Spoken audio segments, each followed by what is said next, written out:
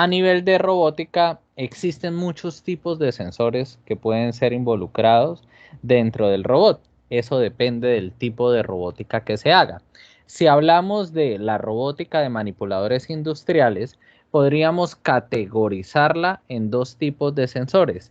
En sensores que van a operar en el interior o sensores internos y sensores que van a tener información del exterior o van a servir para realimentar con el entorno, que son llamados sensores externos.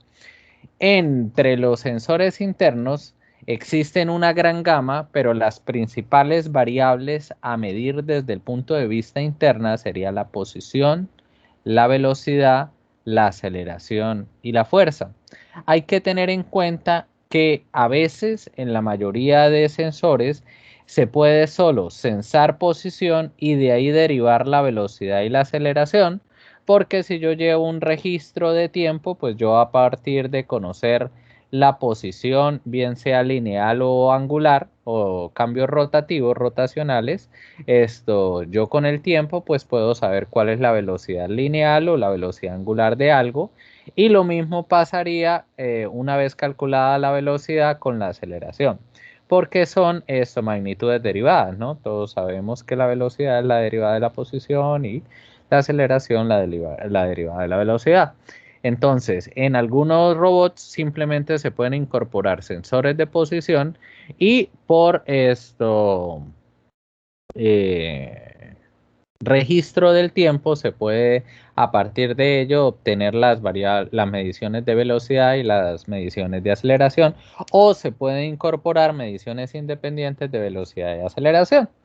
Dentro de los sensores de posición, pues como nosotros podemos tener dos tipos de movimiento, ¿no? Un movimiento prismático, que va a ser un movimiento lineal, y un movimiento rotativo o de giro, también llamado rotacional, pues van a existir esos dos tipos de sensores para medir el desplazamiento lineal o para medir el grado, el ángulo de rotación en el cual está posicionado ese actuador.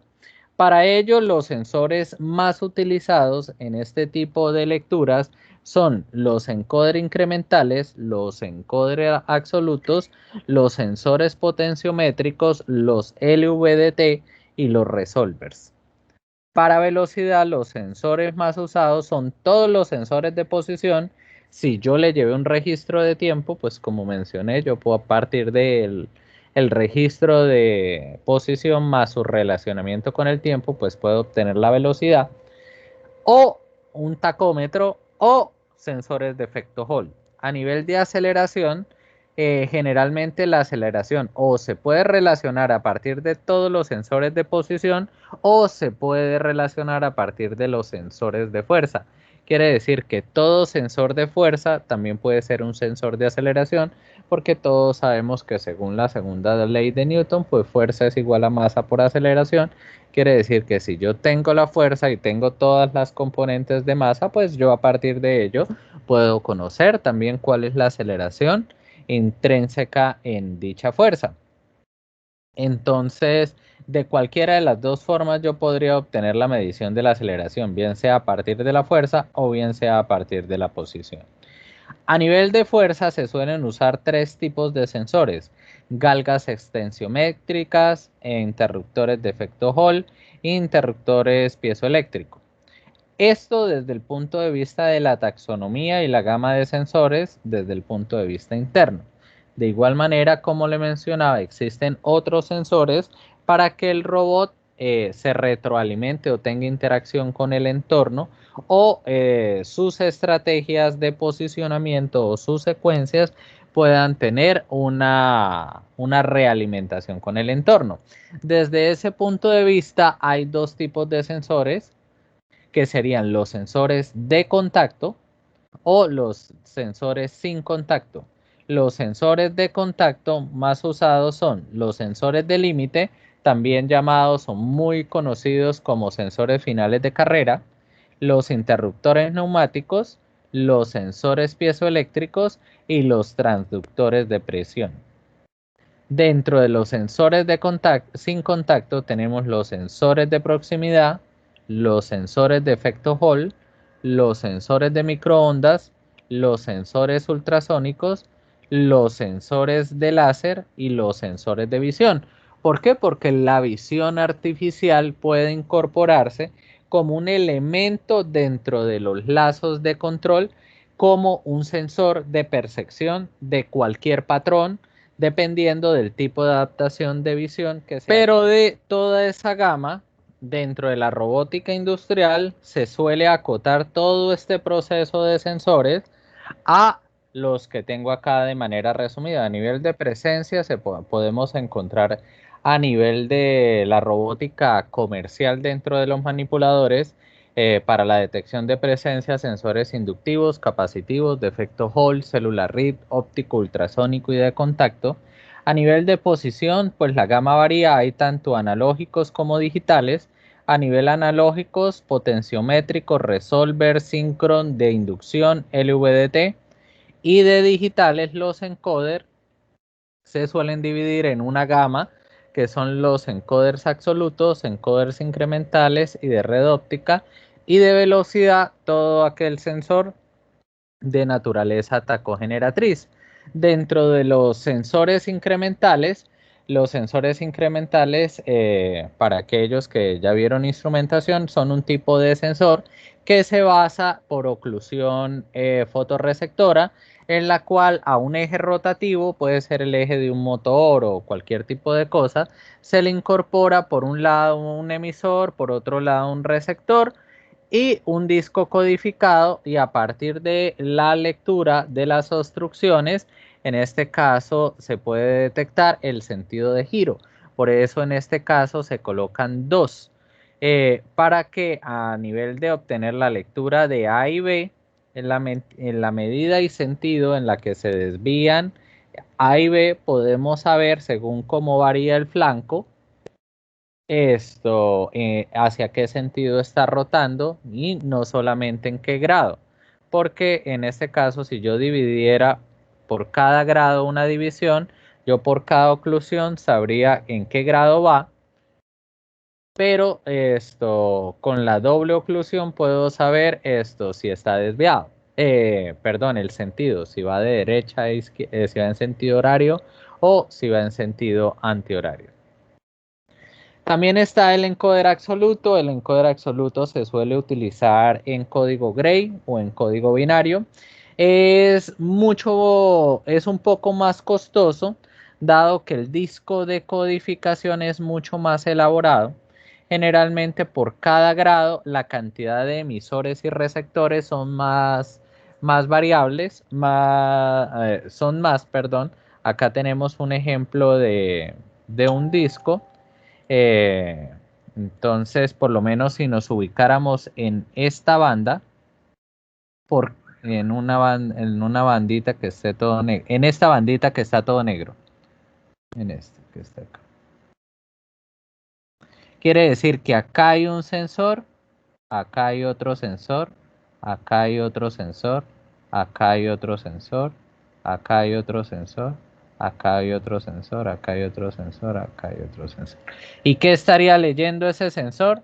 Cuando pase por este grado estaría leyendo 0, 0, 0, 0, 0, 0, 0 y 1. Con ese código, él sabría que aquí va en este grado. Si rotáramos al siguiente grado, el código variaría. Entonces estaría leyendo 0, 1, 0, 0, 0, 0, 0, 1. ¿Cuántos sensores se necesitaron? 1, 2, 3, 4, 5, 6, 7 y 8. Por eso el encoder absoluto es mucho más costoso, pero mucho más preciso que un encoder incremental. ¿Sí entendemos la lógica de funcionamiento del código del encoder absoluto? Sí, profe. Listo. Entonces, siempre que ustedes vayan a seleccionar un motor industrial o un servomecanismo que tenga sistema de medición de posición y de velocidad, ustedes muchos se los van a ofrecer con encoder. Ustedes leer de qué naturaleza es ese encoder. Si usted sabe que es un encoder incremental, usted ya sabe que es un disco sencillo que puede tener 2 o una barra, dependiendo de si el sistema tiene giro en ambos sentidos. Si el sistema tiene giro en un solo sentido, el encoder incremental solo va a tener una única fila de ranuras en su entorno. El encoder absoluto pues es mucho más complejo y solo el hecho de que el actuador ya vincule un encoder absoluto, eso traduce a que cuesta más, pero es mucho más preciso. El resolver trabaja es por inducción. Básicamente, cuando el sistema gira, se coloca en el eje de giro un sistema, un sensor que está compuesto de varios bobinados. En este eje de giro, en la medida que existe la rotación, va a existir unas variaciones de voltaje, y estas variaciones de voltaje dentro del sensor ya han sido caracterizadas, es decir, ya cuenta con unas curvas específicas que le permiten, dependiendo de cómo varían, recordemos que son 3 o más, se pueda saber en qué sentido va y cuál es la medición de la velocidad. A nivel de sensores externos de velocidad de toda la gama que leímos, a nivel comercial y práctico se suelen reducir en velocidad, tipos de naturaleza tacogeneratriz o los encoders que ya leímos, y de fuerza, de galgas o tipo piezoeléctricos. Son los que más se usan. En la actualidad hay que tener en cuenta que los sistemas de visión artificial son muy incorporados como método de visión artificial, como método de sensado. ¿Por qué? Porque nosotros debemos entender que dentro del proceso que se vaya a incorporar actualmente un manipulador, esa adquisición de una imagen adherida a una etapa de procesamiento puede traer una cantidad de lecturas y abstracción de propiedades que con otro sensor yo no puedo hacer. Me explico, generalmente todo sistema de visión artificial conlleva varias etapas. Esas etapas podrían desglosarse en dos. Una etapa de adquisición de imágenes, que básicamente es la cámara que actúa como sensor, y otra etapa de procesamiento. Esa etapa de procesamiento generalmente es un algoritmo que lo que hace es clasificar los píxeles y enfocarse en unas zonas de interés para lograr una estrategia que en visión artificial vamos a ver en Robótica 2, que se llama la segmentación. Después esa segmentación nosotros la analizamos para aplicarle una descripción mediante un método y de ahí obtener unas propiedades. Entonces yo pueda saber cosas que con otro sensor yo no podría saber.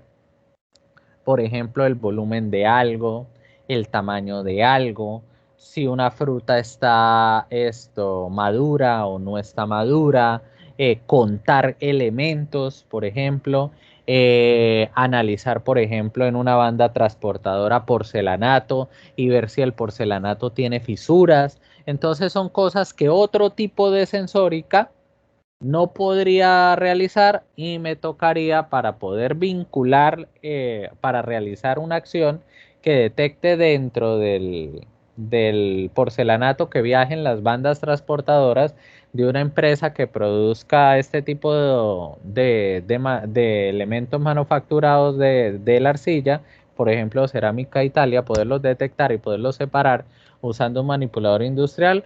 Tendría que usar, por ejemplo, un sistema de visión artificial para poderlo realizar.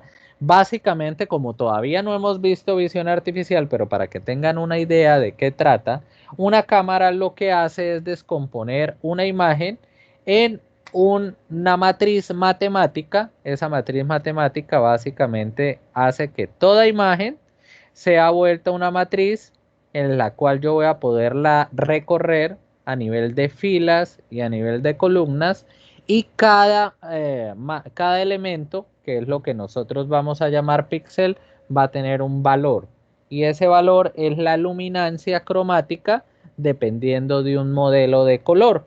Esos modelos de color allá, cuando estemos en Robótica 2, vamos a ver que son tres, que hay imágenes en blanco y negro, hay imágenes en escala de grises y hay imágenes a color.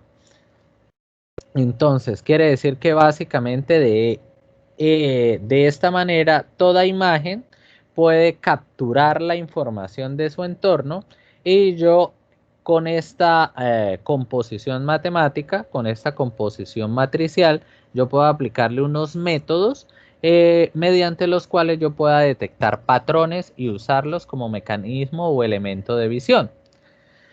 Básicamente, pues se podría decir que hay muchos tipos de manipulación.